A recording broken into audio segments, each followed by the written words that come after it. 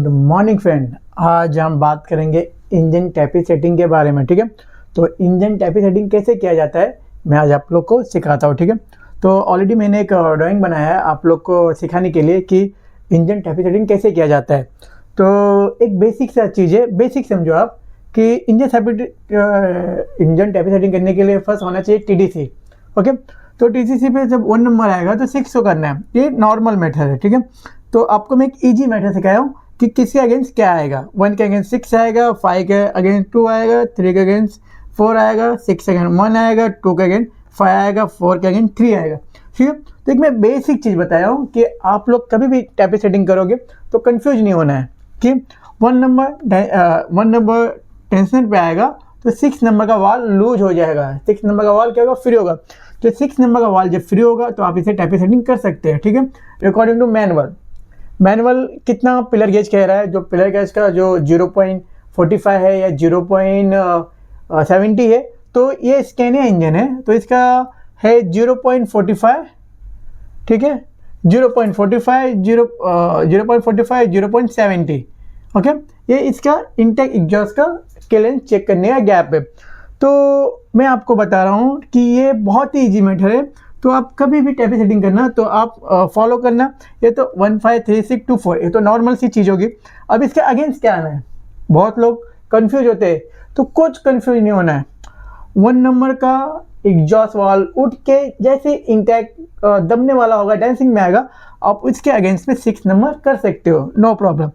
Same 1 bye 1 ऐसे आपको check करना है कि ये कौन सा वाल दब के उठ रहा है, उसके अगेंस्ट में उसको करना है।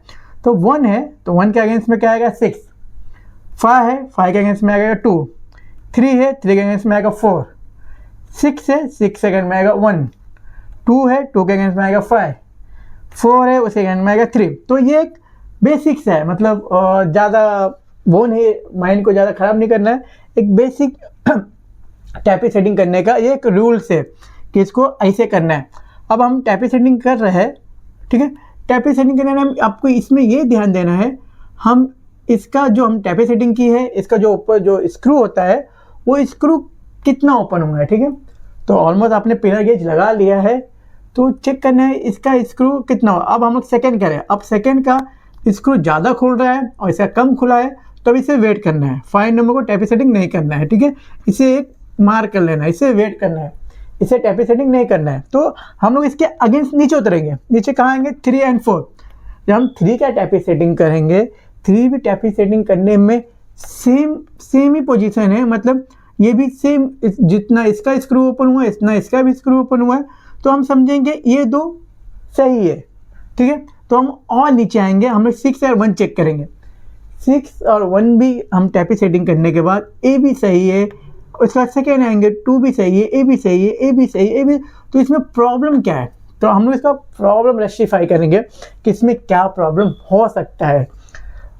हम सो नहीं जाएंगे, लेकिन हम जो हमारे विजुअल हम देख सकते हैं, पुश रॉड, रोकर, कैम फ्लोर भी नहीं, कैम फ्लोर भी नीचे होता है, कैम भी नीचे होता है, तो हम इतना चीज़ देख सकते हैं, हम इतना जो हम आँख से देख सकते हैं, हम उस पर तो काम कर सकते हैं। तो हम लोग का ऑलमोस्ट सब टैपी सेटिंग थे, वो खाली एक में प्रॉब्लम मिला है, वो उसका जो स्क्रू है ज़्यादा ओपन हो गया, मतलब इन 5 से अगेंस्ट ये ज़्यादा है। ठीक है, अब ये ज़्यादा है करके इसमें कुछ ना कुछ प्रॉब्लम हुआ होगा करके ये इतना ज़्यादा है, तो हम लोग इसको चेक करेंगे। अब इसको चेक करने के लिए आपको पहला चेक करना पड़ेगा, ये जो इसका रोकर होता है, इसके नीचे घसने से भी गैप ज़्यादा आता है। ठीक है, यहाँ इसको रिप्लेस में इसको चेंज कर सकते हैं।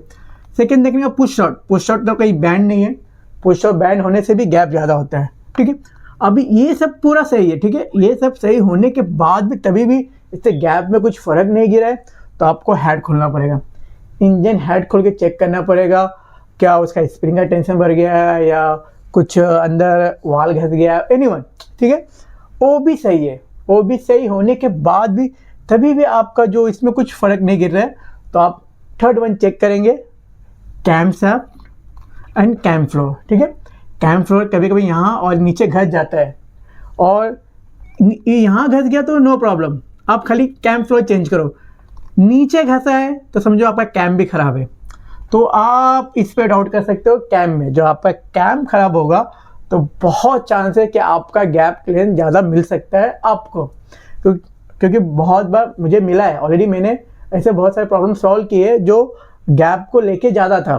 तो तो आपको ये चेंज करना, आप जब कैम चेंज करोगे तो आपका ये जो 2 नंबर प्रॉब्लम था ये भी सॉल्व हो। लेकिन कभी भी याद रखना, जितना इसका ओपन हुआ है स्क्रू सेम इसका होना चाहिए, सेम इसका, सेम इसका, सेम इसका, किसी का कम और ज़्यादा नहीं होना चाहिए। और आप कभी आप रिकॉर्डिंग कमिंस कहता है कि हमारा दोनों स्क्रू का जो हमारा ये स्क्रू है, जो इसका कट है, ये दोनों मैच होना चाहिए। ओके, ये दोनों स्क्रू मैच होना चाहिए। एग्जॉस्ट इंटैक्ट, जो ये दोनों जो हम लोग जहाँ इसको डायबल लगाते हैं, ठीक है, जो हम लोग इसको डायबल लगाते हैं, वो दोनों बोलता है कि सेंटर मैच होना चाहिए।